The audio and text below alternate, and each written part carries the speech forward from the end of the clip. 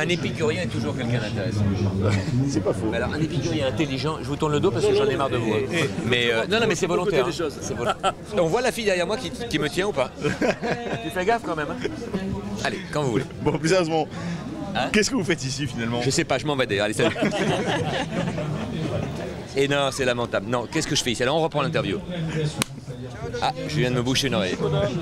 En fait, en bon épicurien que je suis, certains qui le savaient et qui ont un peu le nez m'ont dit « Viens traîner dans les rues de Mougins, qui est quand même un endroit simplement d'une très grande beauté, et participer à quelques happenings de rue. » Voilà, je le fais de très bon cœur et en plus je rencontre des gens, c'est ce que je disais à Katia à l'instant, je rencontre des gens évidemment qui savent vivre, qui savent donner du sens à leur vie au quotidien et en plus ça qui sont souvent très intelligents et qui ont beaucoup d'expérience parce que souvent les épicuriens vont chercher toujours un peu plus loin là où il y a du plaisir à prendre. C'est important que les arts se mélangent alors.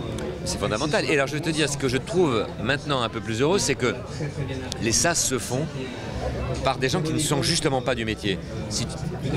Au fond, certains, comme toi, me posent la question, mais qu'est-ce que vous faites là? Vous êtes artiste, vous êtes acteur?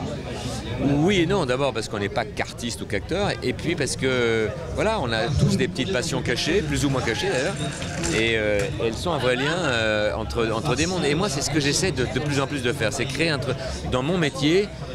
Par exemple, moi je suis un fou de danse contemporaine. Entre la danse et le jeu, il y a très peu de choses qui se faisaient à une époque. Ça commence à se faire, ça se fait d'ailleurs de plus en plus aujourd'hui, mais ça a été long et c'est pas encore facile parce que les sas sont pas faits pour qu'on puisse passer de l'un à l'autre des arts. Or c'est fondamental.